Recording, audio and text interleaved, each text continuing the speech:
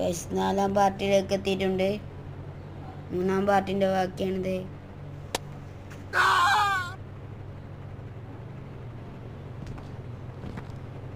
നമ്മൾ bus set escape ആവുകയാണ്.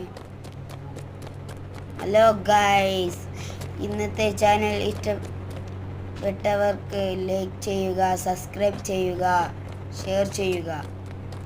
ഇവിടുന്ന് പുറത്തേക്ക് ഇറങ്ങിയാൽ ഇവിടെ നിന്ന് പുറത്തേക്ക് ഇറങ്ങിയാൽ എസ്കേപ്പ് ആവുന്നു.